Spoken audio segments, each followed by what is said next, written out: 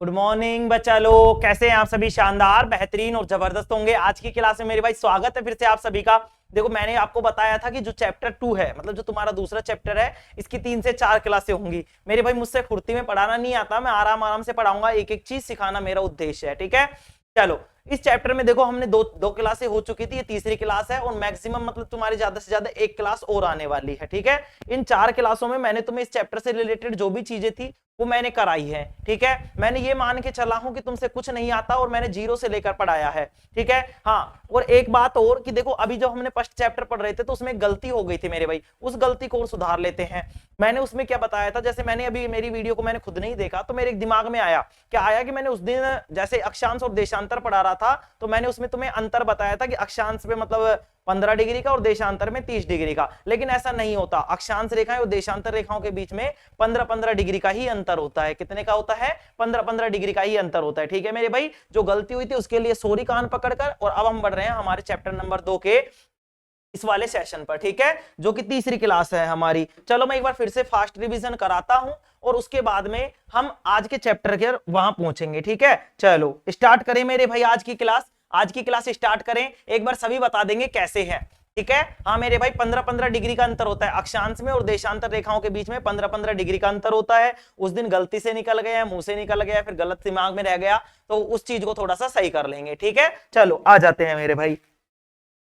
देखो, हमने क्या क्या पढ़ा मेरे भाई, हमारा चैप्टर नंबर था चैप्टर नंबर 2, संरचना तथा भू आकृति के विज्ञान। मतलब कि इसमें हम भू से, मतलब भू का मतलब है धरती पर जो आकृतियां हैं उनके विज्ञान के बारे में पढ़ेंगे, संरचनाएं कैसे बन रही है उनके बारे में पढ़ेंगे। ठीक है, यहां तक मैंने बताया था। और देखो मेरे भाई, यहाँ पे मैंने तुम्हें बताया था कि पृथ्वी जो है वो 460 करोड़ वर्ष पुरानी है। ठीक है, इसमें क्या हुआ, इस पूरी अवधि में, इस पूरे काल में क्या हुआ, आंतरिक और बाह्य क्या हुई, शक्तियों की गतिशीलता हुई और उनके कारण क्या हुए, बहुत से परिवर्तन हुए। ठीक है, ये परिवर्तन भारतीय उपमहाद्वीप में भी हुए थे। जो किसका भाग था? गोंडवाना लैंड का। अब गुरुजी, गोंडवाना लैंड क्या है? तो मेरी भाई, धरती जब पहले नहीं बनी थी उस पर, मतलब पहले पृथ्वी पर क्या है, दो ही चीजें थी, एक तो स्थल भाग था और एक जल भाग था। स्थल वाले भाग को हमने क्या बोला था, बताओ? पैंजिया बोला था। क्या बोला था? पैंजिया बोला था सर। और हमने जो जलीय भाग था उसको क्या बोला था? उसको हमने पैंथालासा बोला था। लेकिन जैसे जैसे आंतरिक और बाह्य शक्तियों की गतिशीलता हुई, आंतरिक और बाह्य शक्तियों की गतिशीलता हुई मेरे भाई, तो क्या हुआ, पैंजिया तो क्या होने लगा, जब पैंजिया में जो प्लेटें हैं वो किसकी,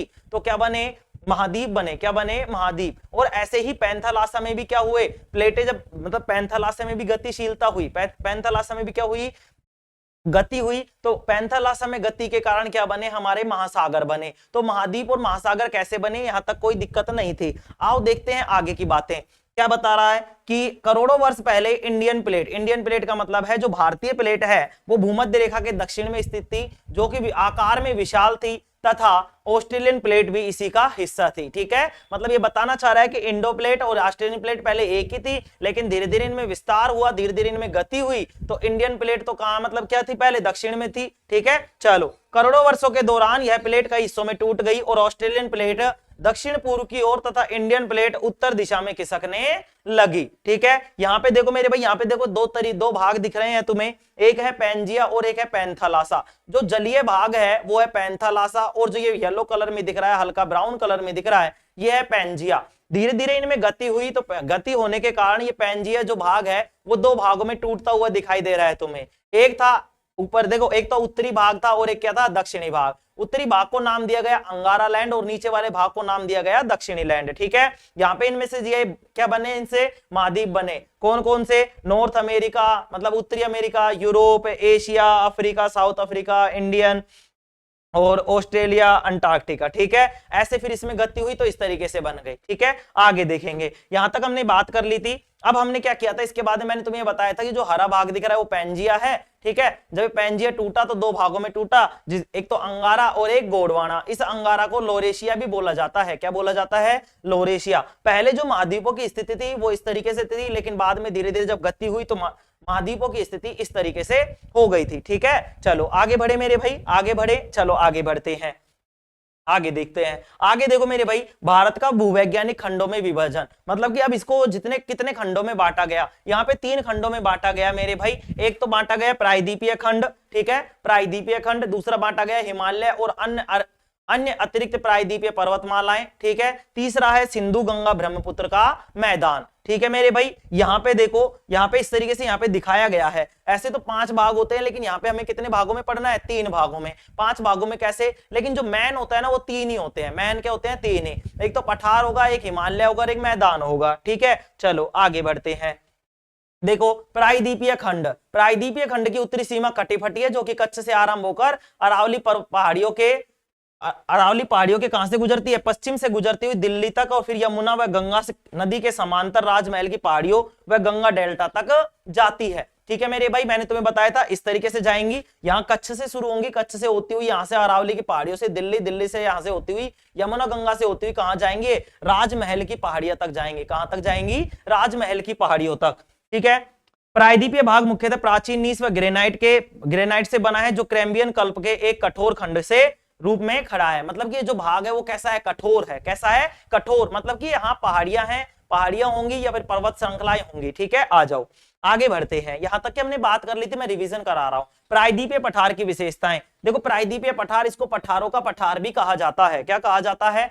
पठारों का पठार भी कहा जाता है। प्रायद्वीपीय पठार को पठारों का पठार भी कहा जाता है। और इसमें ध्यान से देखेंगे क्या क्या बात कही गई है। यह एक त्रिकोणीय आकार का भूभाग है, जो भारत के दक्षिणी भाग में स्थित है और लगभग 16 लाख वर्ग किलोमीटर क्षेत्र में फैला हुआ है। अब प्रायद्वीप होता क्या है? मैंने तुम्हें बताया था कि एक ऐसा भूभाग जो कि तीनों तरफ से किससे गिरा हुआ हो? जल से गिरा हुआ हो। तो यह तीन ओर से जल से गिरा है। पश्चिम में अरब सागर, पूर्व में बंगाल की खाड़ी और दक्षिण में हिंद महासागर। और यह तीन ओर से जल से घिरा भूभाग प्रायद्वीप कहलाता है।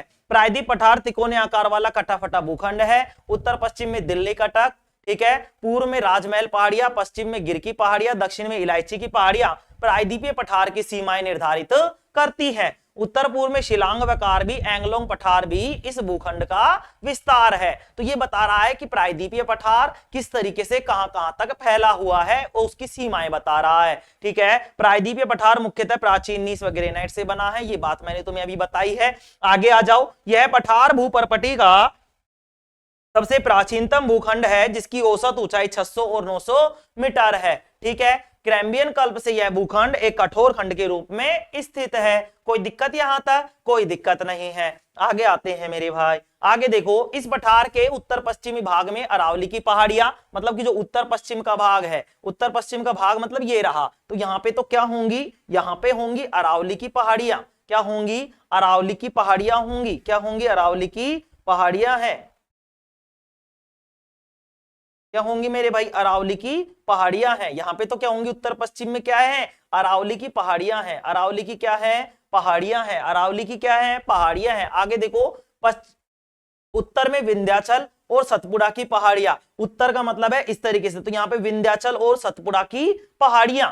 पश्चिम घाट और पूर्व घाट, पश्चिम घाट और पूर्व में पूर्वी घाट। मतलब पश्चिम में जो है वो तो हो गया पश्चिमी घाट, और पूर्व में जो है वो हो गया पूर्वी घाट, ठीक है। चलो ठीक है मेरे भाई, पूर्वी घाट स्थित है। सामान्य तौर पर प्रायद्वीप की जो ऊंचाई है पश्चिम से पूर्व की ओर कम होती जाती है। इस पठार के उत्तरी भाग का ढाल उत्तर दिशा की ओर है। मतलब कि इसका जो ढाल है वो किस तरफ है? उत्तर की ओर है। कैसा है? उत्तर की तरफ। मतलब कि जो ये रेखा इस तरीके से जो ढाल है, इस तरीके से जो ढाल है वो इस तरीके से है। मतलब कि उत्तर की तरफ क्या है? इसकी ढाल है। उत्तर की तरफ क्या है? ढाल है। आगे आ जाओ। इंडो ऑस्ट्रेलियाई प्लेट का अग्रभाग होने के कारण यह खंड ऊर्ध्वाधर हलचलों व भ्रंश से प्रभावित है। नर्मदा नदी, तापी और महानदी भ्रंश घाटियों के और सतपुड़ा ब्लॉक पर्वत का उदाहरण है, ठीक है। आगे देखिए मेरे भाई, आगे देखते हैं।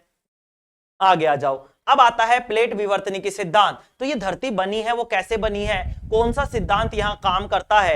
ये सिद्धांत किसने दिया? क्या वैगनर ने दिया था क्या? सभी बताएंगे कमेंट में कि जो प्लेट विवर्तनिकी सिद्धांत है वो किसने दिया था। प्लेट विवर्तनिकी सिद्धांत किसने दिया था? देखिए मेरे भाई, प्लेट विवर्तनिकी सिद्धांत एक भूवैज्ञानिक सिद्धांत है जो बताता है कि पृथ्वी की ऊपरी परत यानी कि स्थलमंडल कई विशाल और कठोर चट्टानी प्लेटों में बटी हुई है, जो पृथ्वी के अंदरूनी तरल एस्थेनोस्फीयर पर तैरती है। इसने बताया है कि जो स्थलमंडल है वो बहुत सारी प्लेटों से मिलकर बना हुआ है, और ये बहुत सारी जो प्लेटें हैं वो एस्थेनोस्फीयर पर तैरती हैं। क्या करती हैं? तैरती रहती है। ये प्लेटें लगातार अलग अलग गतियों से खिसकती हैं, आपस में टकराती हैं, दूर जाती हैं या एक दूसरे से रगड़ती हैं, जिससे भूकंप, ज्वालामुखी, पर्वतों का निर्माण और समुद्र तल का विस्तार जैसी भू आकृतियां बनती है। यहां पे देखो मेरे भाई, ये तुम्हारा क्या है, यहाँ पे महासागर है, ये वलित पर्वत है, ये इस तरीके से ज्वालामुखी है, ठीक है। ये तुम्हारी महाद्वीपीय प्लेटें हैं जो किसके ऊपर तैर रही हैं, एस्थेनोस्फीयर के। जो ये रेड कलर में है मेरे भाई, ये है एस्थेनोस्फीयर।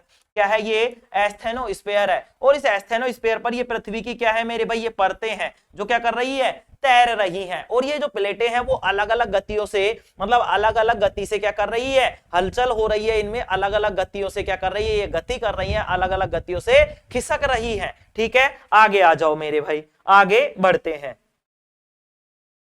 आगे देखो मेरे भाई, पृथ्वी की मुख्य आंतरिक परतें हैं, भूपर्पटी जिसको हम क्रस्ट बोलते हैं, प्रवार जिसको हम मेंटल बोलते हैं, और क्रोड जिसको हम कोर बोलते हैं। भूपर्पटी सबसे भारी और पतली परत है।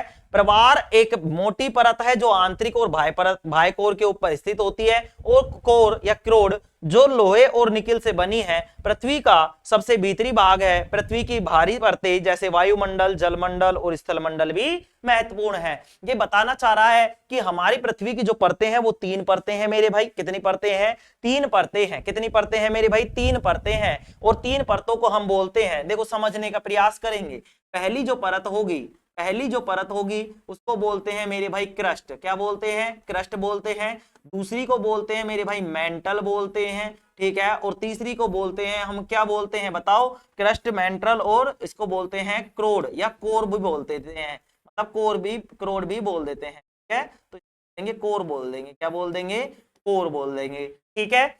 तो क्या बोलते हैं, क्रस्ट बोलते हैं, मेंटल बोलते हैं और कोर बोलते हैं। इनको नाम इनमें किस किस चीज की मात्रा पाई जाती है, तो ध्यान से वो देखेंगे। इसको बोला जाता है सियाल। क्या बोला जाता है, सियाल। इसको बोला जाता है सीमा, और इसको बोला जाता है निफे। निफे बोला जाता है, क्या बोला जाता है, निफे बोला जाता है। सियाल का मतलब है SI प्लस में Al, मतलब कि सिलिकॉन और एल्युमिनियम पाया जाता है।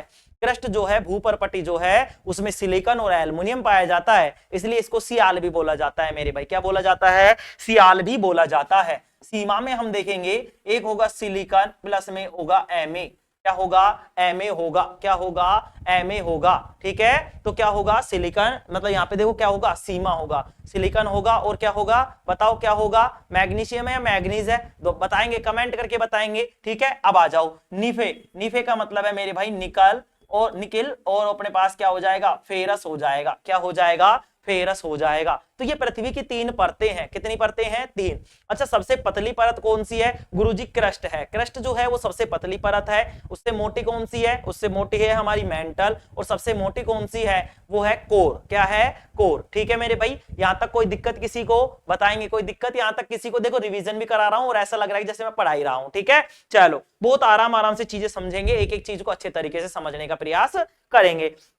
अब देखो, जब ये पृथ्वी में हलचलें होंगी, जब पृथ्वी की परतों में या पृथ्वी की प्लेटों में हलचलें होंगी, तो हमें बहुत सारी आकृतियां बनने देखने को मिलेंगी, और उनमें हम पहली आकृति पढ़ रहे हैं पर्वत। क्या है, पर्वत। अच्छा, तो प्लेटें खिसकेंगी या कुछ करेंगी या दूर होंगी तो क्या क्या बनेगा, क्या क्या नहीं बनेगा। तो देखो, जब 2 प्लेटें एक दूसरे से टकराती हैं, जब 2 प्लेटें एक दूसरे से टकराती है, तो पृथ्वी की सतह ऊपर उठती है। जैसे मान लो ये 2 प्लेटें हैं, ये टकराएंगी तो ये ऊपर उठेंगी, ऊपर उठती है और विशाल पर्वत श्रृंखलाएं बनाती है, जैसे कि हिमालय। तो अगर ध्यान रखेंगे, मैं तुमसे पूछूं कि जब प्लेटें होती है, जब 2 प्लेटें एक दूसरे से टकराती हैं तो किसका निर्माण करती हैं, पर्वतों का निर्माण करती हैं। एक दूसरे से टकराती हैं तो किसका निर्माण करती हैं, पर्वतों का निर्माण करती हैं। अच्छा, पठार की बात करें, पर्वत निर्माण की प्रक्रिया में भूमि के बड़े बड़े ऊंचे और समतल हिस्से भी बन जाते हैं। मतलब कि देखो, इस तरीके से मान लो ये 2 प्लेटें थी, ये दोनों टकराई, ये दोनों टकरा के और इस तरीके से ऊपर उठ गई। देखो, समझेंगे, इस तरीके से मान लो दोनों प्लेटें थी, ये 2 प्लेटें थी मेरे भाई, 2 प्लेटें थी इस तरीके से। देखो, देखने का प्रयास करेंगे, समझने का प्रयास करेंगे। देखो, 2 प्लेटें थी, अरे भाई 2 प्लेटें थी, इस तरीके से टकराने के बाद में इस तरीके से ऊपर उठ गई। देखो, इस तरीके से 2 प्लेटें थी, ये आई और दोनों टकरा गई, टकराने के बाद ऐसे इस तरीके से ऊपर उठ गई। मान लो ये 2 प्लेटें थी, ये दोनों के दोनों इस तरीके से आई, यूं उठ गई। तो ये क्या बन गया, ये पर्वत की तरह दिख रहा है कि नहीं दिख रहा, हाँ गुरुजी पर्वत की तरह दिख रहा है। तो ये पर्वत बन गया। लेकिन कई बार क्या होगा, जैसे पर्वत तो बन ही रहा है, लेकिन कई बार क्या होगा, इस तरीके से टकराई और टकराने के बाद में ये इस तरीके से रह के और यूं ऐसे हो गई, इस तरीके से मान लो कि भाई इस तरीके से हो गई, ठीक है, इस तरीके से टकरा के और ये इस तरीके से बन गई। तो इनका जो ऊपरी सिरा है वो नुकीला न होकर कैसा बन गया, समतल बन गया, और इसी को हमने बोला है पठार। क्या बोला है, पठार बोला है। तो पर्वत निर्माण की प्रक्रिया में भूमि के बड़े बड़े ऊंचे और समतल हिस्से भी बन सकते हैं, जिन्हें हम क्या कहते हैं, पठार कहते हैं। क्या कहते हैं मेरे भाई, पठार कहते हैं। आगे देखेंगे रिफ्ट घाटियां। रिफ्ट घाटियों का मतलब है अगर पृथ्वी में दरार चली जाए, अगर दो प्लेटें इस तरीके से दूर खिसक जाए तो बड़े बड़े गड्ढे बन जाते हैं, बड़े बड़े मतलब बड़े बड़े क्या बन जाते हैं, गड्ढे बन जाते हैं, और इनको हम बोलते हैं क्या, क्या बोलते हैं, रिफ्ट घाटियां बोलते हैं। तो देखो जब टेक्टोनिक प्लेटें, ध्यान से समझ लेंगे, जो ये प्लेटें उनको क्या बोलते हैं, टेक्टोनिक प्लेटें। तो जब टेक्टोनिक प्लेटें एक दूसरे से दूर जाती हैं, क्या जाती हैं, एक दूसरे से दूर जाती है, तो भूमि में दरारें पड़ती हैं और एक निचला क्षेत्र घाटी बन जाता है। क्या बन जाता है, निचला क्षेत्र घाटी। यहां चित्र में देखने का प्रयास करेंगे और समझने का प्रयास करेंगे कि ये धरती है, ये इस तरीके से मतलब फट गई है, धरती क्या हो गई है, फट गई है। तो इस तरीके से जो गड्ढा बना है, जो तुमने देखा ना पिक्चरों में देखते होंगे तुम्हें, बहुत सारे जादुई मतलब जो क्या आता है, वो बालवीर आता है और मतलब बहुत सारे आते हैं, उनमें इस तरीके से धरती दूर दूर हो जाती है, एक आदमी इधर ही रह जाता है, एक उधर ही रह जाता है। तो वो रिफ्ट घाटियों का निर्माण करते हैं। किसका निर्माण करते हैं, रिफ्ट घाटियों का निर्माण करते हैं। ज्वालामुखी की भी बात करते हैं। देखो ज्वालामुखी की बात करते हैं, ये प्लेट सीमाओं पर भी बनते हैं, ये प्लेट सीमाओं पर भी बनते हैं, जहां पिघला हुआ मैग्मा मतलब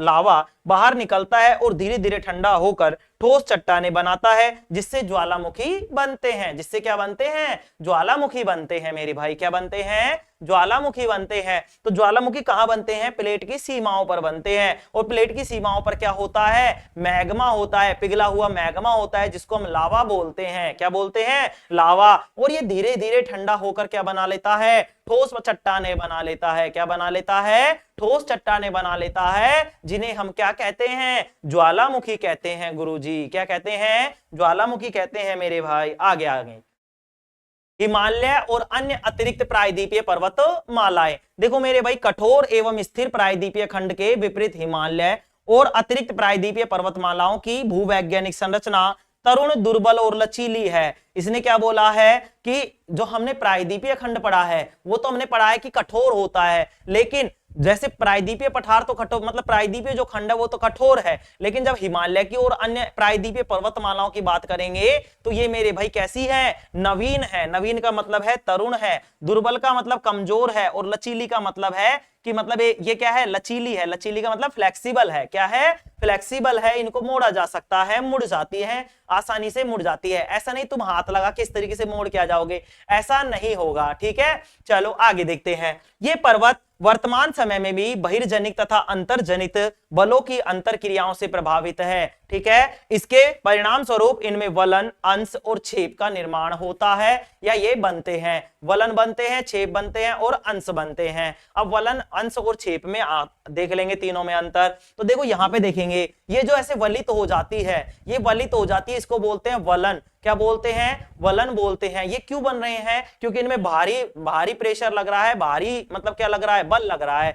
अंतर्जनित मतलब अंदर की तरफ से बल लग रहा है, बाहर जनित मतलब बाहर की तरफ से जो बल लग रहा है। इन दोनों की अंतर क्रियाओं के कारण ये पर्वत श्रेणियां क्या है, वैसे तो क्या है, लचीली है, कमजोर है, दुर्बल है, ठीक है, और नहीं है। तो इनमें आसानी से क्या आ जाते हैं, विकार आ जाते हैं, ये आसानी से मुड़ जाती हैं। तो इस तरीके से अगर मुड़ रही है तो वो होगी वलित।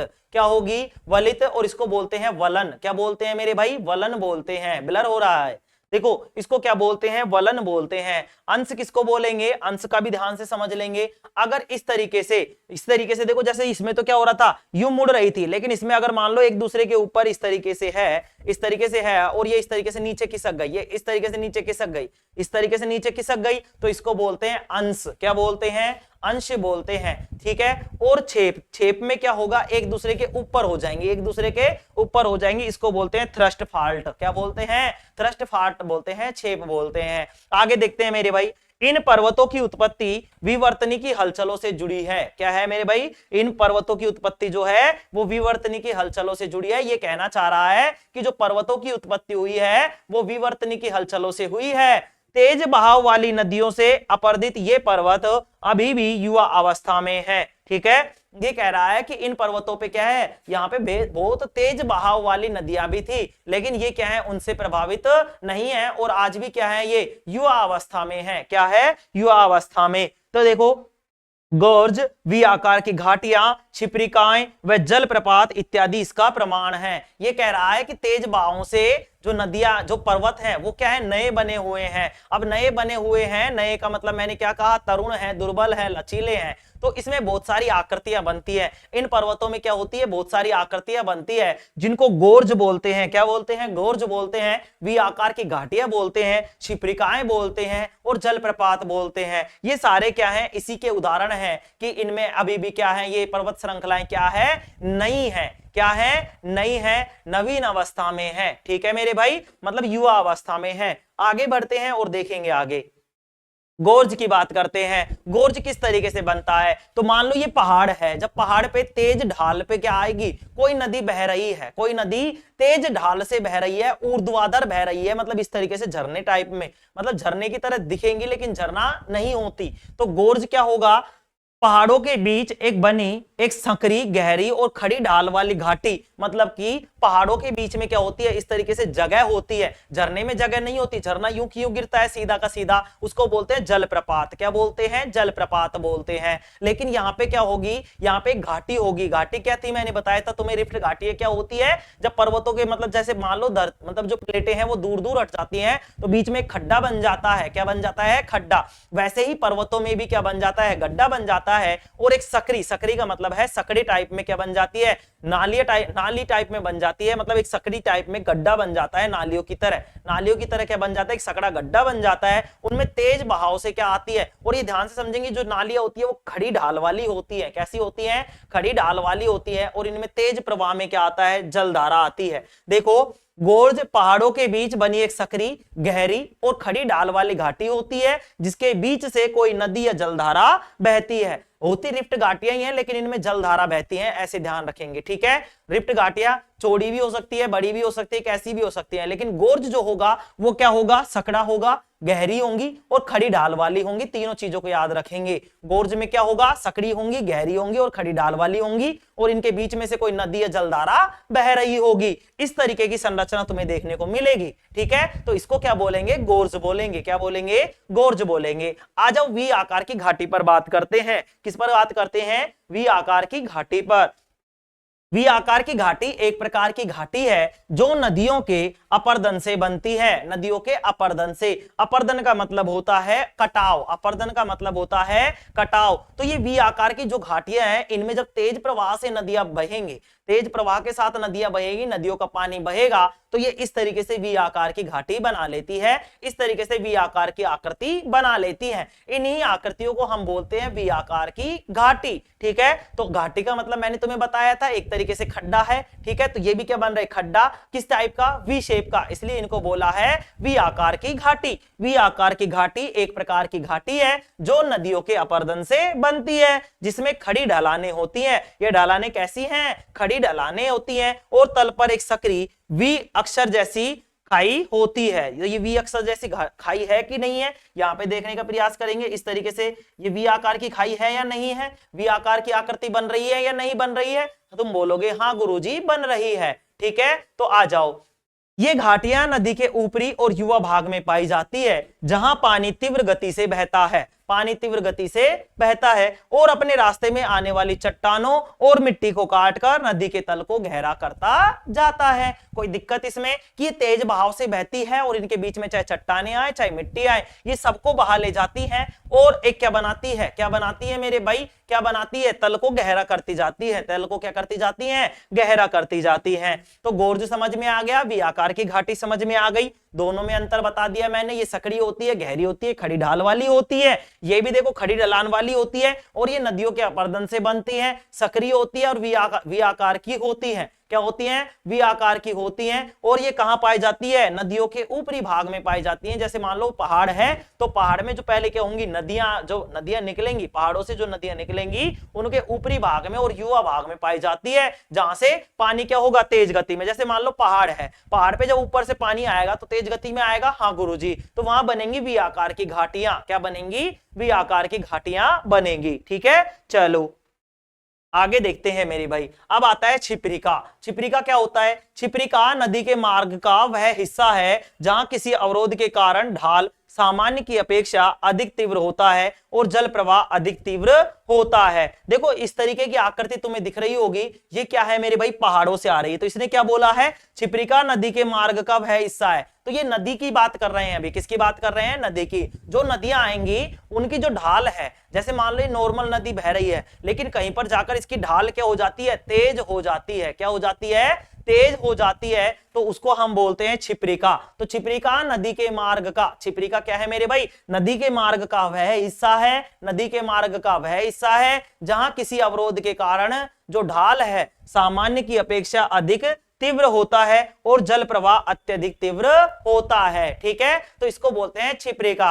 अब चौथी चीज आती है जलप्रपात। जलप्रपात यानी झरना, जलप्रपात यानी झरना। जलप्रपात या झरना वह भौगोलिक स्थल रूप है, मतलब कि एक ऐसी स्थल आकृति है, ऐसा भौगोलिक स्वरूप है या ऐसा भौगोलिक स्थल है जहां नदी का पानी किसी खड़े ढाल या खड़ी चट्टान से होकर ऊंचाई से नीचे गिरता है, जिससे पानी की एक ऊर्ध्वाधर बूंद बनती है। झरने देखे हैं तुमने, झरनों पे क्या होगा, जैसे मान लो इस तरीके से क्या है, तुम्हारे पास कोई चट्टान है, क्या है, इस तरीके से मान लो कोई चट्टान है, क्या है, चट्टान है। अब यहाँ पे नीचे मान लो ये खड़ा है मंगलू, क्या खड़ा है, मंगलू। ये मंगरू वो वाला नहीं है मेरे भाई, है ना, तो ये खड़ा है। अब इसको नहाना है, तो पानी जो होगा वो तेज बहाव के साथ इस झरने से इस तरीके से गिरेगा या नहीं गिरेगा। तुम बोलोगे हाँ गुरुजी गिरेगा, गिरेगा मेरे भाई, है ना, वो तो मंगरू है, ये मंगलू है ना। देखो इस तरीके से झरना बहेगा नहीं बहेगा, तुम बोलोगे हाँ गुरुजी झरना बहेगा। तो ये क्या हो रहा है, चट्टान से सीधा गिर रहा है,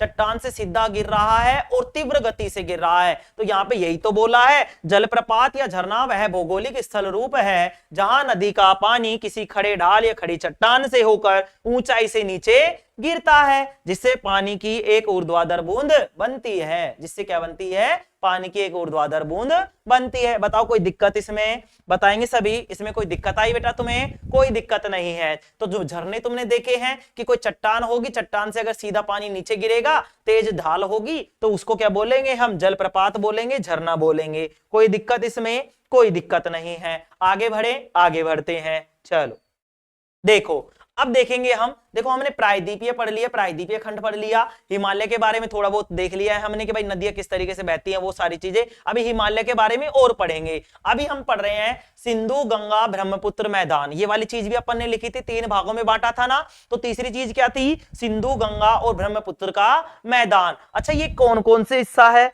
ये कौन कौन सा हिस्सा है, तो ध्यान से समझने का प्रयास करेंगे। ये गंगा सिंधु ब्रह्मपुत्र का जो ये कौन सा भाग है जो कहां कहां आता है, देखो ध्यान से समझेंगे, ध्यान से समझने का प्रयास करेंगे। ये तुम्हारा भारत का नक्शा था इस तरीके से, ठीक है, ये इस तरीके से भारत का नक्शा था और ये भारत के नक्शे में इस तरीके से ये हो गया तुम्हारा, ठीक है, ये भारत का नक्शा इस तरीके से था। तो यहाँ पे देखो, यहाँ पे होती है सिंधु नदी, क्या होती है, सिंधु नदी, क्या है, सिंधु नदी है। यहाँ पे गंगा है मेरे भाई, और यहाँ पे कौन सी है, ब्रह्मपुत्र है। गंगा, सिंधु, गंगा और ब्रह्मपुत्र, इन तीनों का जो हिस्सा है, इन तीनों का जो हिस्सा है, जो तुम्हें व्हाइट कलर में दिख रहा है मेरे भाई, जो तुम्हें व्हाइट कलर में दिख रहा है, सफेद रंग से जो दिख रहा है, वो है सिंधु गंगा और ब्रह्मपुत्र के मैदान का। लो मैं इसको और हाईलाइट कर देता हूं, और हाईलाइट कर देता हूं मेरे भाई, ठीक है।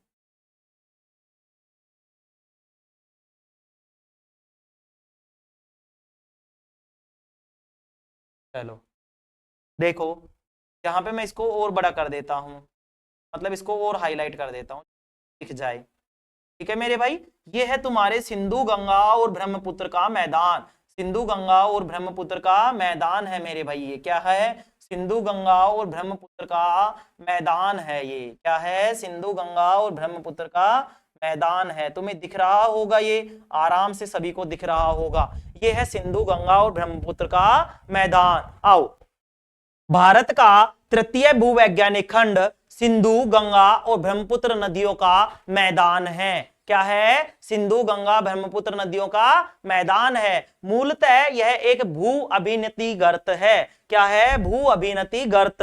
गर्त का मतलब है गड्ढे, गर्त का मतलब है गड्ढे। जैसे मान लो जब नदियों का पानी खत्म हो जाएगा, जैसे नदियां हैं, नदियां बह रही है, अगर नदियां बह जाए मतलब नदियों का पानी है वो पूरा निकाल दिया जाए तो क्या बनता है? मैदान बनता है। क्या बनता है? मैदान बनता है। ठीक है, मूलतः यह एक भू अभिनति गर्त है जिसका निर्माण मुख्य रूप से हिमालय पर्वतमाला निर्माण प्रक्रिया के तीसरे चरण में लगभग 6.4 करोड़ वर्ष पहले हुआ था। तो ये पूछे, अगर मान लो ये पूछ ले कि गंगा, ब्रह्मपुत्र और सिंधु के मैदान का जो निर्माण है वो कब हुआ, तो हम बोलेंगे कि जो हिमालय पर्वतमाला है, हिमालय का जो निर्माण है उसका जो तीसरी प्रक्रिया है, हिमालय पर्वतमाला की जो निर्माण प्रक्रिया है उसके तीसरे चरण में, कौन से चरण में? तीसरे चरण में लगभग 6.5 करोड़ वर्ष पहले, मतलब 6.4 करोड़ वर्ष पहले हुआ था।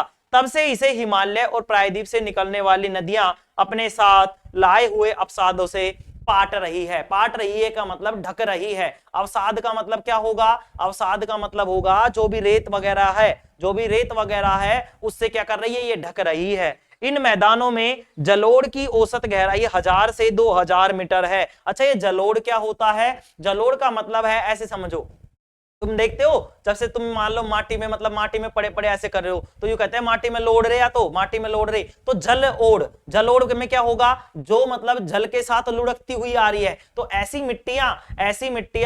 मिट्टियां जो जल के साथ लुढ़कती हुई आ रही है, मतलब जल के साथ बह बहकर आ रही है, उनको बोलते हैं जलोढ़। क्या बोलते हैं? जलोढ़ बोलते हैं। जलोढ़ का मतलब जो जल की वजह से बहकर आई है। ठीक है, तो जलोढ़ की जो औसत गहराई है वो कितनी होगी? 1000 से 2000 मीटर होगी। कितनी होगी? 1000 से 2000 मीटर होगी। तो सिंधु गंगा ब्रह्मपुत्र का मैदान, ये रहा सिंधु गंगा और ब्रह्मपुत्र का मैदान भारत में। ठीक है, दूसरी बात, ये हिमालय की जो हिमालय पर्वतमाला है उसके निर्माण की जो प्रक्रिया है उसके तीसरे चरण में इनका निर्माण हुआ है। किस किस का? गंगा, सिंधु और ब्रह्मपुत्र के मैदान का। कितने साल पहले? तो हम बोलेंगे 6.5 करोड़ वर्ष पहले या 6.4 करोड़ वर्ष पहले। तब से ये नदियां क्या हो रही हैं? नदियां जो हैं, तब से ये नदियां अपने साथ लाए हुए अवसादों से इनको क्या कर रही हैं? पाट रही है। क्या कर रही है? पाट रही है। पाट रही है का मतलब ढक रही है। क्या कर रही है? ढक रही है। जैसे जैसे अवसाद आ रहे हैं वो इस भाग को क्या कर रहे हैं? ढक रहे हैं।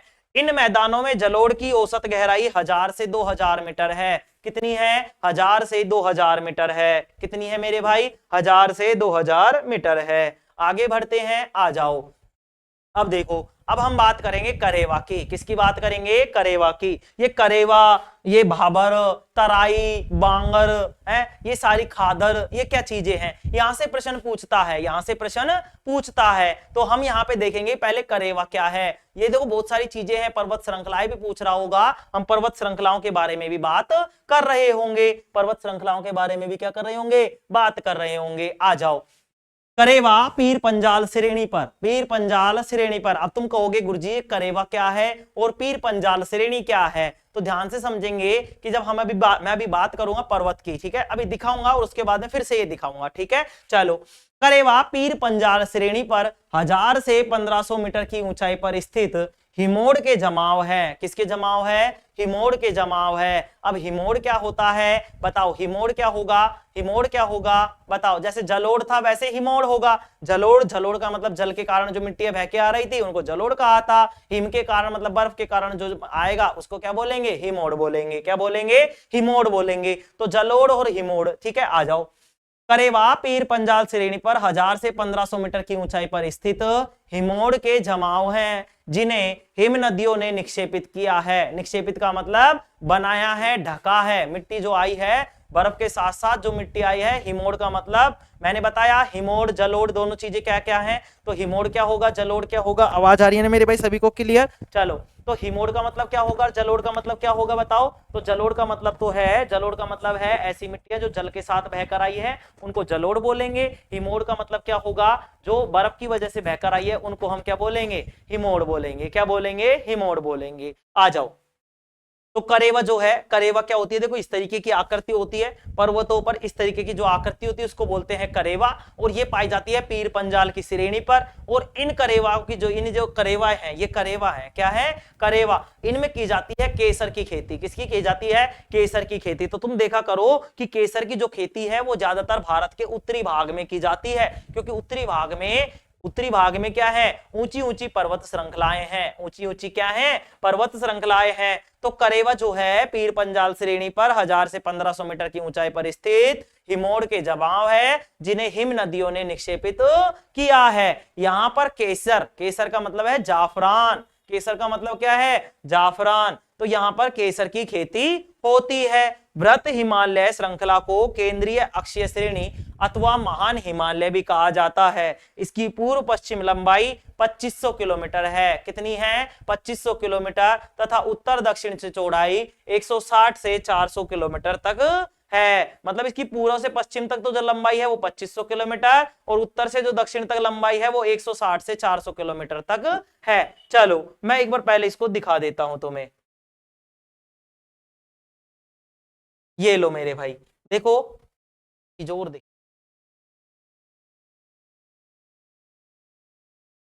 हाँ इधर देखेंगे, यहां पे मैं तुम्हें बताने वाला हूं। देखो मेरे भाई, यहां पे है तुम्हारा हिमालय का वर्गीकरण। तो हिमालय का वर्गीकरण 4 भागों में किया गया है। पहला है ट्रांस हिमालय, फिर है वृहत या महान हिमालय, फिर है लघु या मध्य हिमालय, ठीक है, और ये है शिवालिक। क्या है, शिवालिक। तो ये जो 3 भाग है नीचे के, इनको बोला जाता है मुख्य हिमालय। क्या बोला जाता है, मुख्य हिमालय बोला जाता है। ये भारत का नक्शा दिख रहा है, यहाँ पे इस तरीके से 4 पर्वत श्रृंखलाएं दिख रही होंगी। ये पूरा का पूरा है हिमालय। क्या है, हिमालय है। तो सबसे ऊपर वाला जो हिमालय का हिस्सा है उसको बोलते हैं ट्रांस हिमालय। क्या बोलते हैं, ट्रांस हिमालय बोलते हैं। दूसरे वाले की जो ये श्रेणी है मेरे भाई, इसको बोला जाता है वृहत हिमालय। क्या बोला जाता है, वृहत हिमालय। तीसरा वाली जो श्रेणी होती है इसको बोला जाता है लघु हिमालय या मध्य हिमालय, या मध्य हिमालय। क्या बोला जाता है इसको, या मध्य हिमालय बोला जाता है मेरे भाई। वृहत हिमालय या मध्य हिमालय, लघु हिमालय या मध्य हिमालय। क्या बोला जाता है, मध्य हिमालय बोला जाता है, मध्य हिमालय बोला जाता है। ठीक है, तो ये तीसरा देखो, पहले कौन सा होगा, ट्रांस होगा, उसके बाद में वृहत होगा, ठीक है, फिर उसके बाद में लघु होगा, और उसके बाद में शिवालिक होगा। क्या होगा, शिवालिक। ठीक है, क्या है, शिवालिक है। ठीक है, तो देखो कैसे याद रखेंगे, कैसे याद रखेंगे बताओ, कैसे याद रखेंगे। गुरुजी हमको तो पता ही नहीं है। तो ऐसे करो कि तुम ऊपर छत पे जाकर देखो टीवी। क्या देखो, टीवी। तो पहला तो हो जाएगा ट्रांस हिमालय, फिर हो जाएगा वृहत हिमालय। क्या हो जाएगा, वृहत हिमालय। अब क्या बच गया, अब इसने कहा टीवी एल एस। क्या है, एल एस है। एल एस का मतलब ध्यान से समझेंगे, कोई ट्रिक बना लेंगे अपने आप में। तो टीवी देख रहे हैं, क्या देख रहे हैं, टीवी देख रहे हैं, और टीवी देखते देखते क्या हो गए, सो गए। तो मम्मी कहती है ले टीवी देखते देखते क्या होगो, सोगो। टीवी ले सोगो, टीवी से कह रहे टीवी ले ये सोगो। तो टीवी, टीवी ले सोगो, सोगो से मतलब शिवालिक। ठीक है, तो टीवी में ऐसे देख लो कि भाई टीवी जो है, टीवी में जो है वो क्या चल रहा है, शिव का नाटक चल रहा है। छोटे से मतलब लघु शिव चल रहा है। क्या चल रहा है, लघु शिव। ऐसे याद रख लो, या फिर ऐसे कहो भाई टीवी चलते चलते में देखो, देख ले टीवी, टीवी ले या सोगो, टीवी ले सोगो। तो TV L S, TV L S. तो टी का मतलब है ट्रांस हिमालय, वी का मतलब है वृहत हिमालय या महान हिमालय, एल का मतलब है लघु हिमालय या मध्य हिमालय, और एस का मतलब है शिवालिक। एस का मतलब क्या है, शिवालिक है। ठीक है, चलो अब देखते हैं आगे।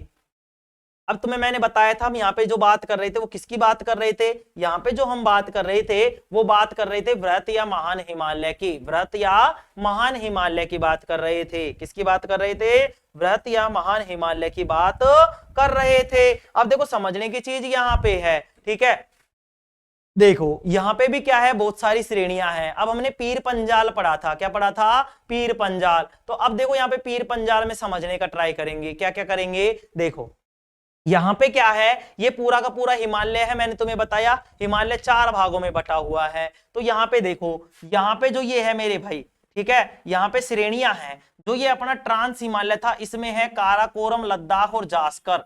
काराकोरम, लद्दाख और जास्कर क्या क्या है इसमें है मेरे भाई। देखो मैं यहाँ पे लिख रहा हूं, एक में है काराकोरम,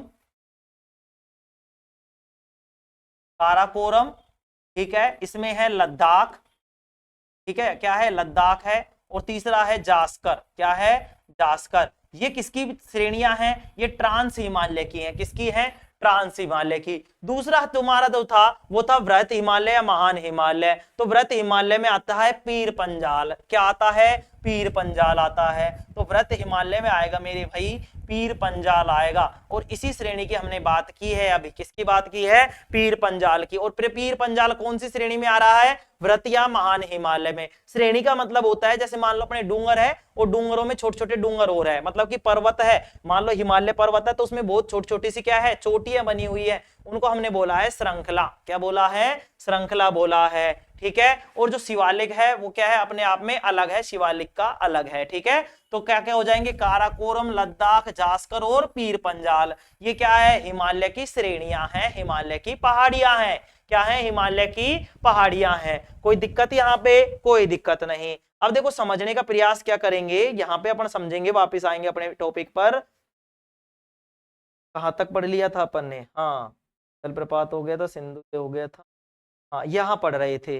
देखो मेरे भाई, देखो यहां पे देखेंगे कि करेवा पीर पंजाल पर पीर पंजाल की श्रेणी पर 1000 से 1500 मीटर की ऊंचाई पर स्थित हिमोड़ के जमाव है। तो ध्यान से समझ लेंगे कि जो एक करेवा की आकृति पाई जाती है वो पीर पंजाल श्रेणी पर पाई जाती है। कौन सी श्रेणी पर पाई जाती है? पीर पंजाल श्रेणी पर पाई जाती है। और इनकी ऊंचाई कितनी होती है, मतलब कितनी ऊंचाई पर पाए जाते हैं? तो बोलेंगे गुरुजी की 1000 से 1500 मीटर की ऊंचाई पर पाई जाती है। अच्छा, ये जलोढ़ से होती है, ये हिमोड़ से?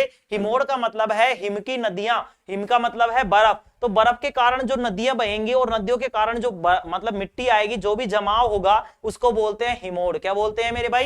हिमोड़ बोलते हैं। तो करेवा पीर पंजाल श्रेणी पर, पीर पंजाल श्रेणी मैंने समझाई कौन सी, किसका भाग है? बताओ किसका भाग है? वृहत या महान श्रृंखला का, उस मतलब महान पर्वत मतलब हिमालय का। ठीक है।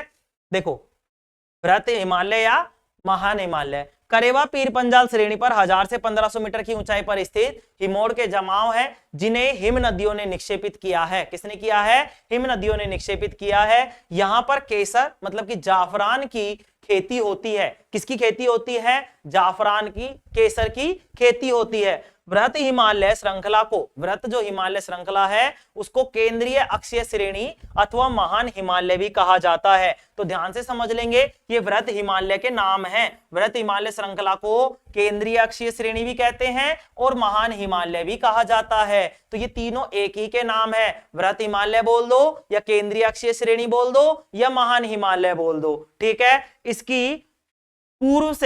इसकी पूर्व पश्चिम लंबाई जो है वो है 2500 किलोमीटर। कितनी है मेरे भाई? 2500 किलोमीटर। ये श्रेणी इस तरीके से तो जा रही थी, अभी अभी हमने देखा था। ये कौन सी थी? ये तुम्हारे कौन सी थी? सबसे ऊपरी वाली कौन सी थी बताओ? ट्रांस हिमालय वाली थी। काराकोरम, जास्कर, लद्दाख, ये वाली थी। काराकोरम, लद्दाख और जास्कर। पीर पंजाल इसमें आ रहा था। ये था तुम्हारा कौन सा? वृहत हिमालय या महान हिमालय। तो इसकी जो लंबाई है, मतलब इसने क्या बोला है? पूर्व पश्चिम लंबाई, मतलब कि यहां से पश्चिम से और पूर्व तक की जो लंबाई है वो है मेरे भाई 2500 किलोमीटर। कितनी है? 2500 किलोमीटर है। 2500 किलोमीटर है। देखो समझाने का फिर से और अच्छे से प्रयास करता हूं, समझने का प्रयास करेंगे मेरे भाई, है ना? चलो देखो मेरे भाई, आज मैं बात नहीं कर पा रहा लेकिन तुम ये देखो आज मैंने तुम्हें पूरा का पूरा रिवीजन भी करा दिया और चैप्टर में भी पहुंच गए। देखो इस तरीके से तुम्हारे श्रेणियां हैं, इस तरीके से तुम्हारे श्रेणियां हैं जो इस तरीके से बनी हुई है। ये पर्वत श्रेणियां हैं। ठीक है। ये कौन सी है? ये हमारे कौन सी की बात कर रहे हैं? हम वृहत हिमालय की बात कर रहे हैं। तो इनका जो विस्तार है यहां से और यहां तक का जो विस्तार है मेरे भाई, मतलब पूर्व से और पश्चिम तक या पश्चिम से पूर्व तक का जो विस्तार है, पश्चिम से और पूर्व तक का जो विस्तार है वो है मेरे भाई 2500 किलोमीटर का। कितना है? 2500 किलोमीटर का है गुरुजी। कितना है मेरे भाई? 2500 किलोमीटर का है। और उत्तर दक्षिण की जो चौड़ाई है वो 160 से 400 किलोमीटर तक है गुरुजी। ये क्या मेरे भाई? ये वाली ऊंचाई, मतलब ये वाली ऊंचाई। ठीक है। देखो समझने का प्रयास करेंगे, फिर से और समझाता हूं। पश्चिम पूर्व का तो पता चल गया ना, पूर्व पश्चिम का तो पता चल गया ना, 2500 किलोमीटर है। हाँ गुरुजी। अब हमने पहाड़ी इस तरीके से तो बनाई थी, ये कहीं से ऊंची कहीं से नीची इस तरीके से तो होगी। हाँ गुरुजी होगी। तो देखो मेरे भाई, ये मान लो ये तो अपन ने देख लिया था पूर्व से पश्चिम तक की। अब मुझे बताओ कि इसकी ऊंचाई कितनी होगी। इस तरीके से अगर तुम देखोगे तो कहीं पे तो कम होगी, कहीं पे ज्यादा होगी। तो मिनिमम तो कितनी हो सकती है 160, और ज्यादा से ज्यादा कितनी होगी 400। मतलब इसकी जो ये है ऊंचाई जो है, मतलब उत्तर दक्षिणी जो विस्तार है, उत्तर दक्षिण की जो चौड़ाई है वो 160 से 400 किलोमीटर तक होगी। कितनी होगी 160 से 400 किलोमीटर तक होगी। कितनी होगी 160 से 400 किलोमीटर तक होगी। तो पूर्व पश्चिम तक जो विस्तार होगा करेवा का या मतलब अपने बृहत हिमालय का, वो कितना होगा 2500 किलोमीटर होगा, और उत्तर से दक्षिण तक जो होगा वो 160 से 400 किलोमीटर तक होगा। देखो मैं चैप्टर वाइज चल रहा हूं पढ़ाने को, तो इन्हीं में अपन को बहुत दिन लग जाएंगे, लेकिन जो जो चैप्टर में आता जा रहा है मैं वो सारी चीजें तुम्हें करा रहा हूं। ठीक है, चलो अब तुम कहोगे जी ट्रांस हिमालय का विस्तार भी बताओ, तो मेरे भैया जब अपनी किताब में है उतना ही पढ़ेंगे, अभी धीरे धीरे चीजें आती जाएंगी और मैं उन चीजों को सिखा रहा हूँ। ठीक है, अभी ऐसे किया तो ये चैप्टर अभी 10 दिन में भी कंप्लीट नहीं होगा। ठीक है, क्योंकि ये सारी चीजें अपने आप में बहुत बड़ी बड़ी चीजें हैं, हमें उतना ही पढ़ना है जितना भी किताब में है। ठीक है, अभी जितना किताब में उतना ही, क्योंकि आगे चल के हम और चीजें भी पढ़ रहे होंगे जहां पे और चीजें हमारे समझ में आ रही होंगी, और चीजों को हम पढ़ रहे होंगे। ठीक है, आ जाओ आगे देखते हैं। भाबर करेवा पता चल गया, अब भाबर की बात करते हैं। यह प्रदेश सिंधु नदी से तीस्ता नदी तक विस्तृत है। तो पूछ लेगा अगर कि भाबर जो प्रदेश है उनका विस्तार कहां से कहां तक है। भाबर का कहां से है, तो ध्यान से देखेंगे, सिंधु नदी से तीस्ता नदी तक। सिंधु नदी से तीस्ता नदी तक कहां तक है, सिंधु नदी से तीस्ता नदी तक। ठीक है ना, तो कैसे याद रखेंगे, कैसे याद रखेंगे बताओ। देखो क्या याद रखेंगे कि सिंधु से याद रख लेंगे साधु, क्या याद रख लेंगे साधु, साधु बाबा, साधु बाबा। तो बाबर क्या है मेरे भाई, बाबर का जो विस्तार है साधु से याद रख लेंगे सिंधु, क्या याद रख लेंगे सिंधु। और ध्यान रख लेंगे कि जो साधु बाबा था वो बजा रहा था तासा, तासे से याद रख लेंगे तिस्ता, क्या याद रख लेंगे तिस्ता, क्या या तासा याद रख लेंगे। तो साधु बाबा क्या बजा रहा था, तासा बजा रहा था, क्या बजा रहा था साधु बाबा, तासा बजा रहा था। तो ध्यान से समझेंगे, साधु बाबा तासा बजा रहा था, साधु बाबा तासा बजा रहा था। तो भाबर का जो विस्तार है वो साधु से याद रखेंगे सिंधु नदी, और यहाँ तासा से याद रखेंगे तीस्ता नदी। तो भाबर का जो विस्तार है वो सिंधु नदी से तीस्ता नदी तक है। कहां तक है, सिंधु नदी से तीस्ता नदी तक। ठीक है मेरे भाई, आगे देखेंगे। यह पतली पट्टी के रूप में 8 से 10 किलोमीटर की चौड़ाई में फैला हुआ है। यह पतली पट्टी के रूप में कितनी चौड़ाई में फैला हुआ है, 8 से 10 किलोमीटर, 8 से 10 किलोमीटर तक फैला हुआ है। कितना फैला हुआ है, 8 से 10 किलोमीटर की चौड़ाई में फैला हुआ है। ठीक है, आ जाओ। भाबर प्रदेश कृषि के लिए उपयुक्त नहीं है। तुमने देखा होगा जब तुम कहीं जाते हो, नदी वदियों के पास में गए होंगे, या मतलब जब तुम हिमालय की साइड जाओगे, इधर तुम मतलब कौन सी माता है, वैष्णो माता के जाओगे, वैष्णो माता से पहले मतलब जो पड़ती है कांगड़ा माता जाओगे, या फिर ज्वाला जी जाओगे, वहां पे तुम देखोगे कि इस तरीके के गोल गोल पत्थर हैं, इस तरीके के गोल गोल पत्थर है, वहां पे कृषि नहीं की जा सकती, वहां पे कृषि नहीं की जा सकती। तो उस प्रदेश को बोलते हैं भाबर प्रदेश। क्या बोलते हैं, भाबर प्रदेश। तो इसने बोला है कि भाबर प्रदेश कृषि के लिए उपयुक्त नहीं है। अब क्या होता है देखो समझेंगे, भाबर बनता कैसे है।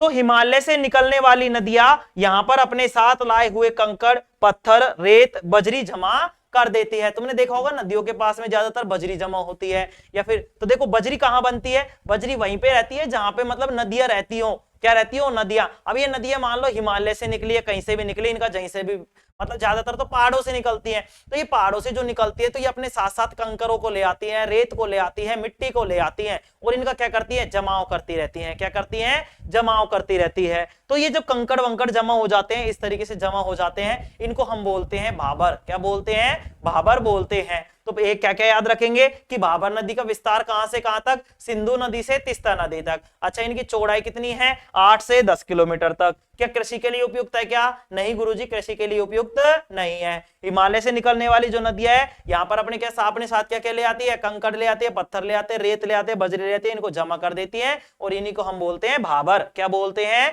भाबर बोलते हैं। आगे आ जाओ। अब आ जाता है तराई प्रदेश। क्या आ जाता है, तराई प्रदेश। तो हमने क्या क्या पढ़ा है, हमने पढ़ा है करेवा, करेवा के बाद में भाबर, भाबर के बाद में आता है तराई। ठीक है, तो यहां से दोनों में अंतर पूछ लेता है, भाबर प्रदेश और तराई प्रदेश में अंतर, भाबर व तराई में अंतर बताइए, भाबर व तराई में अंतर बताइए। तो देखो तराई प्रदेश भाबर प्रदेश के दक्षिण में उसके साथ साथ विस्तृत है। कहां पे है, भाबर प्रदेश के दक्षिण में उसके साथ साथ क्या है, विस्तृत है। भाबर के समांतर इसकी चौड़ाई 10 से 20 किलोमीटर है। तो भाबर की चौड़ाई तो 10 से 20 किलोमीटर थी, लेकिन उसके समांतर में जो तराई है उसकी चौड़ाई भी कितनी है, 10 से 20 किलोमीटर है, 10 से 20 किलोमीटर है। तराई प्रदेश में वनों को साफ कर कृषि योग्य बनाया गया है। आगे देखेंगे, यह बारीक कणों वाले जलोढ़ से बना हुआ वनों से ढका क्षेत्र है, वनों से ढका हुआ क्षेत्र है। देखो समझाऊंगा, पहले एक ये चीज और देख लेते हैं, बांगर और देख लेते हैं, बांगर और खादर। ठीक है, देखो बांगर देखते हैं। बांगर प्रदेश बाढ़ के तल से ऊंचा है। बांगर जो प्रदेश है वो बाढ़ के तल से क्या है, ऊंचा है। यह कृषि के लिए उपयोगी नहीं है। यह पुरानी जलोढ़ मिट्टी से बना उच्च प्रदेश है। मतलब कि ये पहले की जो पहले पुरानी मिट्टियां थी, जब पानी बहा करता था तो उसके कारण जो मिट्टी आई हुई थी पुरानी, उनसे बना हुआ क्या है, ये प्रदेश है। ठीक है, कहीं कहीं चूना युक्त कंकरीली मिट्टी पाई जाती है। पंजाब में इसे क्या कहते हैं, छाया कहा जाता है। अगर एक नंबर में पूछ ले कि पंजाब में बांगर को क्या कहा जाता है, तो ध्यान रखेंगे कि पंजाब में बांगर को छाया कहा जाता है। क्या कहा जाता है, छाया कहा जाता है। आगे देखते हैं, तो बांगर में क्या क्या याद रखेंगे, पहली बात तो ये कि ये पुरानी जालोड़ मिट्टी से बना होता है। दूसरा, ये कृषि के लिए उपयोग नहीं होती, और ये बाढ़ के तल से क्या होती है, ऊंची होती है। इनमें कहीं कहीं पर तो चूना पाया जाता है और कहीं कहीं पर कंकरीली मिट्टी पाई जाती है। कोई दिक्कत इसमें, कोई दिक्कत नहीं है। और पंजाब में इसे क्या कहते हैं, छाया कहते हैं। क्या कहते हैं, छाया। ठीक है, ये देखो ये था अपना तराई प्रदेश। ठीक है, तराई प्रदेश में ये कहां है, बाबर के प्रदेश का जो है, बाबर जो प्रदेश है उसके दक्षिण में स्थित है, उसके साथ साथ विस्तृत है। और इसकी समांतर में इसकी चौड़ाई, बाबर प्रदेश के समांतर में इसकी जो चौड़ाई है वो 10 से 20 किलोमीटर है। और इनमें क्या किया जाता है, तराई प्रदेश में वनों को साफ कर कृषि योग्य बनाया गया है। और यह बारीक कणों वाले जलोढ़ से बना हुआ वनों से ढका हुआ क्षेत्र है। मतलब कि यहाँ पर नमी रहती है। क्या रहती है, नमी रहती है, इसलिए यहाँ पर वन ज्यादा होते हैं। अब वनों को हटाकर वहां पे क्या करने लग गए हैं, कृषि करने लग गए हैं। आगे बढ़ते हैं, देखो यहां समझेंगे, प्रयास करेंगे समझने का। ठीक है, देखो समझने का प्रयास करेंगे। ये तुम्हारे मेरे भाई, ये है तुम्हारे पास, देखो समझने का प्रयास करेंगे। ये तुम्हारे पास क्या है, पर्वतें हैं। क्या है मेरे भाई, ये है तुम्हारे पर्वत। क्या है, पर्वत है। क्या है मेरे भाई, पर्वत है। ये जो है तुम्हारे, ये क्या है, पर्वत है। क्या है मेरे भाई, ये पर्वत है। इन पर्वतों के बीच में से कोई नदी निकल रही है, इस तरीके से ये तुम्हारी निकल रही है नदी। क्या निकल रही है मेरे भाई, ये निकल रही है तुम्हारी नदी निकल रही है। क्या निकल रही है मेरे भाई, ये नदी निकल रही है। अब ये जब नदी निकल रही है, ये बहेगी, ये बहेगी तो अपने साथ साथ कंकड़ पत्थर भी लेके आएगी। तो कंकड़ पत्थर यहाँ जमा हो जाते हैं। कंकड़ पत्थर क्या हो जाते हैं, यहाँ जमा हो जाते हैं। और इस प्रदेश को बोला जाता है भाबर। क्या बोला जाता है, भाबर बोला जाता है। देखो मेरे भाई, यहाँ पे मान लो ये पहाड़ियां हैं, यहाँ पे ये पहाड़ियां हैं, इनसे नदियों का उद्गम है। नदियों का उद्गम का मतलब है नदियां निकल रही हैं। जब ये नदियां निकलेंगी तो इस तरीके से क्या होंगी, अपने साथ कंकड़ वंकड़ को जमा करके लेके आएंगी, मतलब इनके साथ बहकर आएंगे। तो कंकड़ यहाँ जमा हो जाएंगे, जिनको हम बोलेंगे भाबर। क्या बोलेंगे, भाबर बोलेंगे। क्या बोलेंगे मेरे भाई, भाबर बोलेंगे। क्या बोलेंगे, भाबर बोलेंगे। क्या बोलेंगे, भाबर बोलेंगे।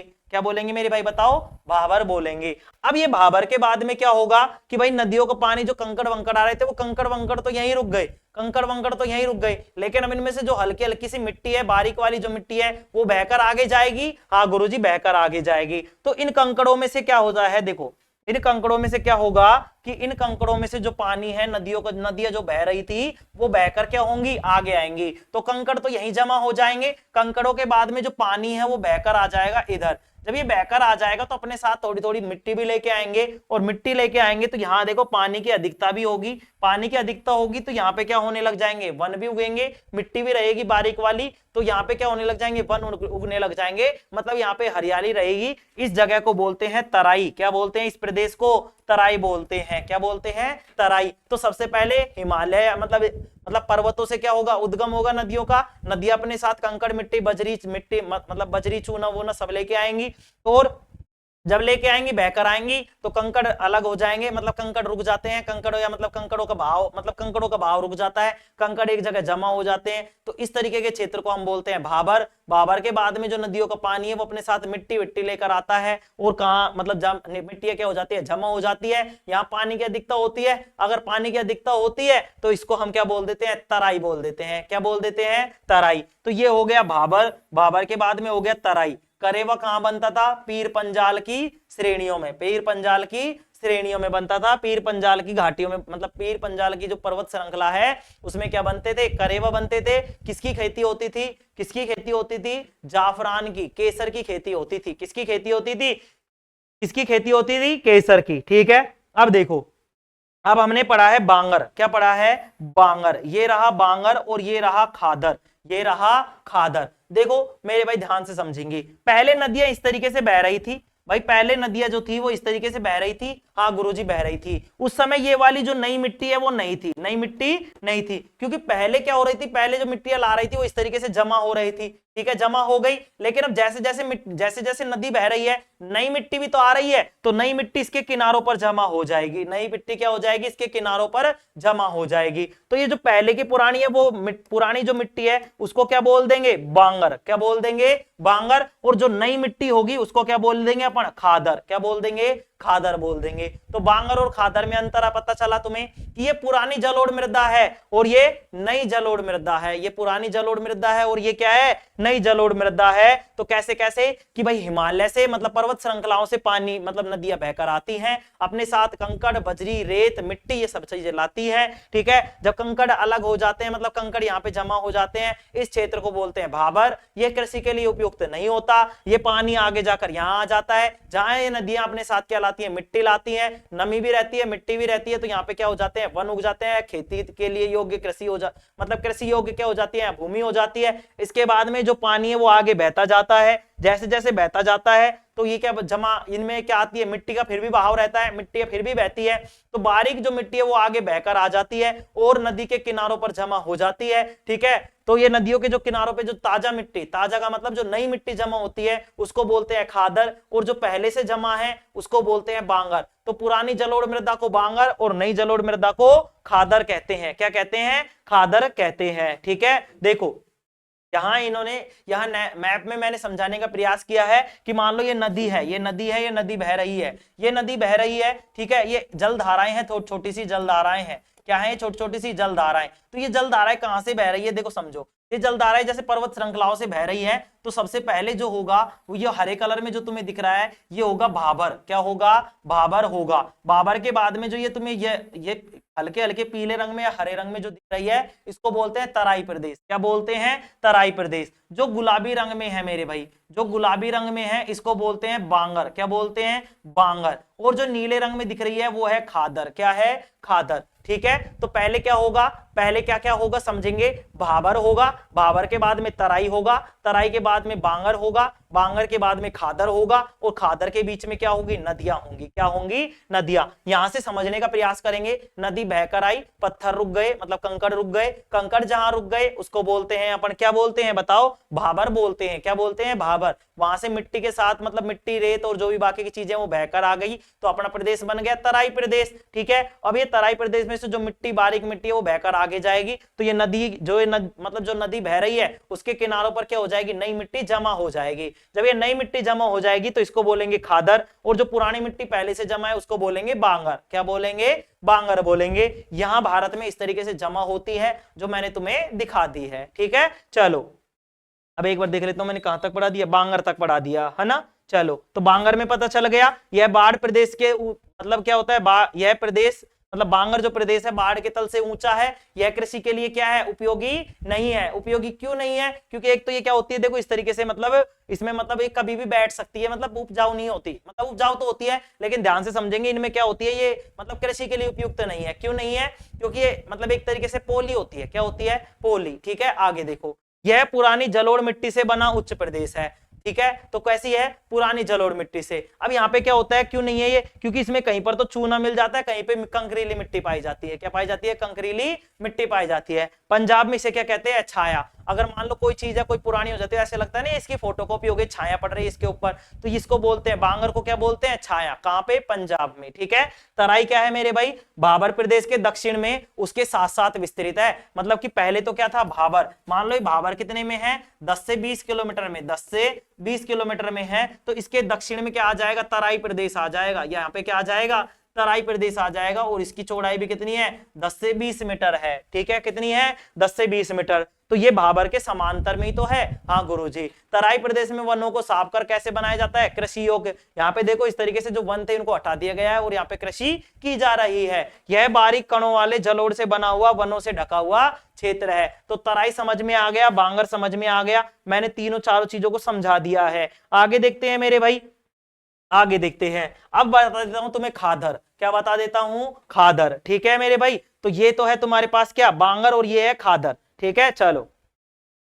उत्तर भारत में नदी के बाढ़ के मैदानों का वह क्षेत्र जहां हर साल बाढ़ का पानी मिट्टी की एक नई परत जमा करता है, मतलब कि नई मिट्टी को लेकर आता है, जिससे यह मिट्टी बहुत उपजाऊ हो जाती है और मुख्य रूप से चावल व गेहूं जैसी फसलों के लिए उपयुक्त होती है। अब चावल और जो गेहूं होते हैं उनको बहुत ज्यादा मात्रा में पानी की आवश्यकता होती है, और ये क्या होती है इस वाली मिट्टी में, कौन सी में, खादर में, इसमें क्या होता है पानी की बहुत ज्यादा अधिकता होती है, इसलिए क्या आती है मेरे भाई, बहुत ज्यादा काम आती है, क्योंकि ये उपजाऊ होती है, इसलिए चावल और गेहूं जैसी फसलों के लिए क्या होती है, बहुत ज्यादा उपयुक्त होती है। यह क्षेत्र नदी के अपेक्षाकृत निचले तल पर होता है, जबकि बांगर पुरानी जालोड़ मिट्टी वाला ऊंचा क्षेत्र होता है। ध्यान से समझेंगे कि खादर तो निचले तल पे होता है और बांगर कहां होता है, ऊंचे क्षेत्र पे होता है, जो बाढ़ से क्या रहता है, अप्रभावित रहता है। बाढ़ से क्या रहता है, अप्रभावित रहता है। ठीक है, चलो आ जाओ। तो ये हो गई खादर और बांगर। ठीक है, अब देखो बांगर और खादर में अंतर, ये मेरे भाई बांगर है और ये क्या है, खादर है। देखो मिट्टी का प्रकार, तो बांगर में जो मिट्टी होगी वो पहले कैसे, मतलब कैसी होगी, पुरानी जलोढ़ मृदा होगी, खादर में क्या होगी, नई जलोढ़ मृदा। यहां से प्रश्न पूछ लेता है बांगर और खादर में अंतर स्पष्ट कीजिए, 2 नंबर में प्रश्न पूछ लेगा, 3 नंबर में प्रश्न पूछ लेगा। तो तुम्हें बताना है कि मिट्टी के प्रकार में, कि बांगर में मतलब जो बांगर होता है उसमें पुरानी जलोढ़ मृदा पाई जाती है, जबकि खादर में नवीन जलोढ़ मृदा पाई जाती है। इसमें जो बांगर होता है इसमें भूमि की जो ऊंचाई होती है वो ऊंची होती है तथा बाढ़ के मैदानों के ऊपर होती है, जबकि इसमें निचली भूमि होती है, नदी के बाढ़ के मैदान होते हैं। ठीक है, उर्वरता कैसी होती है कि जो बांगर होती है वो कम उपजाऊ होती है और कंकड़ युक्त होती है। मैंने बताया ना कि इसमें खेती करने के लिए क्यों नहीं है, क्योंकि ये कम उपजाऊ है। ठीक है, और कंकड़ युक्त है। ये क्या होती है, खादर जो होती है अत्यधिक उपजाऊ होती है, चिकनी होती है और बलुई मिट्टी होती है। बाढ़ का प्रभाव, बाढ़ का प्रभाव जो ये बांगर होता है इसमें ना के बराबर होता है, ना के बराबर होता है या बहुत कम होता है। लेकिन यहाँ पे खादर में क्या होगी, हर साल बाढ़ आती है और मिट्टी नहीं आ जाती है, मिट्टी का नवीनीकरण होता रहता है। अच्छा, इसका निर्माण प्राचीन जलोढ़ जमाव से निर्मित होती है, मतलब इनका निर्माण कैसे होता है, प्राचीन जलोढ़ मृदा से। किससे, प्राचीन जलोढ़ मृदा जब जम जाती है तो उसको बोलते हैं बांगर। और ये क्या होती है, नदी के हर साल बाढ़ आने से क्या हो जाती है, ताजा जलोढ़ मृदा जमा होती है। स्थान नदी से दूर दोआब के मध्यवर्ती भागों में और नदी के सीधे किनारे या बाढ़ के मैदानों में। देखो ध्यान से समझेंगे, कैसे समझेंगे, देखो यहां समझने का प्रयास करेंगे। क्या समझने का प्रयास करेंगे, इस तरीके से नदी बह रही है, क्या बह रही है, नदी। जब ये बह रही थी तो पहले ये क्या है, मिट्टी जमा कर रही थी, क्या कर रही थी, मिट्टी जमा कर रही थी। इस तरीके से ये तुम्हारी मिट्टी जमा हो गई, ये मिट्टी जमा हो गई कि तो के नदी के संपर्क में है क्या, नहीं गुरुजी। अब नदी के संपर्क में कौन सी होंगी, जो नदी के साथ बहकर आ रही है। मान लो नदी के साथ जो बहकर आ रही है वो इसके तल पर जमा हो रही है, इस तरीके से ये क्या हो रही है, नदी के तल पर जमा हो रही है। अच्छा, उपजाऊ कौन सी होगी, जो पानी के ज्यादा संपर्क में रहेगी गुरुजी, जो पानी के ज्यादा संपर्क में रहेगी वो ज्यादा उपजाऊ होगी। अब देखो, अब ये जो दूर है, जो नदियों से दूर स्थित है, तो ये क्या बाढ़ से प्रभावित होंगी क्या, नहीं गुरुजी, ये बाढ़ से प्रभावित होंगी नहीं, क्योंकि बाढ़ का पानी आएगा तो मैक्सिमम यहां तक चला जाएगा, लेकिन इस बांगर तक, जो बांगर मृदा है या बांगर जो क्षेत्र है वहां तक नहीं जाएगा, क्योंकि पानी का बहाव बढ़ेगा तो नई मृदा आएगी और नई मृदा जम जाएगी यहां पर। तो बताओ कौन ज्यादा नजदीक है, इस पानी के कौन ज्यादा नजदीक है, बांगर वाला प्रदेश या खादर वाला प्रदेश। तुम बोलोगे गुरुजी खादर वाला प्रदेश, क्यों, क्योंकि ये बाढ़ से प्रभावित है। जैसे ही बाढ़ आती है पानी आता है, पानी के साथ साथ मृदा आती है और क्या हो जाती है, जमा हो जाती है, नई मृदा जमा हो जाती है। जबकि बांगर में पुरानी मृदा होती है, नदी से दूर स्थित होता है, और खादर क्या होता है, नदी के पास स्थित होता है। ये क्या होती है, कम उपजाऊ होती है, ये ज्यादा उपजाऊ होती है। ये वाली जो मृदा होती है वो नई मृदा होती है खादर की, और बांगर की जो होती है पुरानी मृदा होती है। कोई दिक्कत खादर और बांगर में, यहां से प्रश्न पूछता है, ध्यान से समझ लेंगे मेरे भाई। ठीक है, क्या समझ लेंगे, यहां से ये प्रश्न पूछता है खादर और बांगर में अंतर, खादर और बांगर में अंतर। मैंने दोनों चीजें समझाई है, आगे देखते हैं, आगे देखते हैं मेरे भाई, यहां पे समझने का प्रयास करेंगे। यहाँ पे समझने का प्रयास करेंगे और यहाँ पे देखेंगे मेरे भाई भारत में ठंडा मरुस्थल, भारत में ठंडा मरुस्थल कश्मीर हिमालय के उत्तर पूर्वी क्षेत्र लेह लद्दाख में स्थित है। कहाँ स्थित है? लेह लद्दाख में। ठीक है, यह ठंडा मरुस्थल वृहत हिमालय और काराकोरम श्रेणियों के बीच स्थित है। तो कहाँ है यह ठंडा मरुस्थल? वृहत हिमालय। वृहत हिमालय कौन सा है? ये वाला। ठीक है, वृहत हिमालय और किसके हिमालय की बात कर रहा है? ये काराकोरम। तो देखो यहाँ पे कौन सी श्रेणियां थी, कौन कौन सी थी बताओ? काराकोरम थी, काराकोरम थी, लद्दाख थी, क्या थी? लद्दाख थी, और क्या थी तीसरी? जास्कर थी। क्या थी? जास्कर। तो ये जो रेगिस्तान है, देखो मेरे भाई रेगिस्तान अपने इधर भी है जैसलमेर वगैरह में, तो यहाँ पे तो क्या है? गर्म वाला है। क्या है? गर्म वाला। कौन सा है मेरे भाई? गर्म वाला क्या है बताओ? गर्म वाला क्या है? यहाँ पे तो गर्म वाला मरुस्थल है। ठंडा मरुस्थल है हमारे यहाँ उत्तर में, उत्तर का मतलब लद्दाख में। कहां पे? लेह लद्दाख में। अब लेह लद्दाख कहां आता है? लेह लद्दाख आता है मेरे भाई ये तुम्हारे मध्य हिमालय है, वृहत हिमालय है, महान हिमालय जो भी है। ठीक है, मतलब वृहत हिमालय, वृहत हिमालय का मतलब मध्य हिमालय, और तुम्हारा जो ट्रांस हिमालय है जिसका कौन सी श्रेणी है? काराकोरम श्रेणी। तो काराकोरम और वृहत हिमालय के बीच में क्या है मेरे भाई? भारत में ठंडा मरुस्थल है। कैसा है? ठंडा मरुस्थल। अब इस ठंडा मरुस्थल की कौन कौन सी श्रेणियां हैं तो इनको देखेंगे। तो ये ऊपर वाले लेह लद्दाख वाले भाग में है, तो कौन सी होंगी? काराकोरम, लद्दाख और जास्कर। तो यहाँ पे देखेंगे लद्दाख श्रेणी, जास्कर श्रेणी और काराकोरम श्रेणी। ये क्या है? इस क्षेत्र की कौन से की? ठंडे मरुस्थल की क्या है? ये श्रेणियां है। ठंडे मरुस्थल की क्या है? श्रेणियां है। ठीक है मेरे भाई, ये वाली चीज मैंने तुम्हें बताई कि किस तरीके से कौन कौन सी चीजें हैं। ठीक है, ये तुम्हें मैंने बताया ट्रांस हिमालय, वृहत हिमालय, लघु हिमालय, मध्य हिमालय और ये शिवालिक। ठीक है, यहाँ पे किस तरीके से बांटा हुआ है ये चीजें मैंने तुम्हें समझाई है। इसमें कौन कौन सी श्रेणियां आती है ध्यान से समझ लेंगे। ट्रांस हिमालय में आती है काराकोरम, लद्दाख और जास्कर, फिर आती है पीर पंजाल और फिर आती है शिवालिक की पहाड़ियां, शिवालिक की पहाड़ियां। ठीक है मेरे भाई, चलो आज के लिए इतना ही काफी है मेरे भाई, कल मैं तुम्हारा इस चैप्टर को कंप्लीट करा दूंगा। ठीक है, एक बार घर से पढ़ के आएंगे, रिवीजन मैंने करा दिया है आज पूरा का पूरा। ठीक है, आज के लिए इतना ही काफी मेरे भाई। Thank you all of you, take care, love you all. और इतना सारा प्यार तुमने ज्योग्राफी के लिए दिखाया है, और मैं मेरी जी जान लगाकर तुम्हारे लिए ज्योग्राफी तैयार कर रहा हूँ, ज्योग्राफी की क्लासेस तैयार कर रहा हूँ मेरे भाई। इस चीज के लिए आप बेफिक्र हो जाइए, ज्योग्राफी में पढ़ा रहा हूँ, मतलब बेस्ट पढ़ाने का प्रयास करूंगा। तुम्हारा आशीर्वाद और तुम्हारा प्यार रहा तो बहुत अच्छा मतलब हम रेस्पॉन्स देंगे। ठीक है मेरे भाई, आज के लिए इतना ही काफी। Thank you all of you, take care, love you all. और तुम्हारा फ्लाइंग किस। चलो ठीक।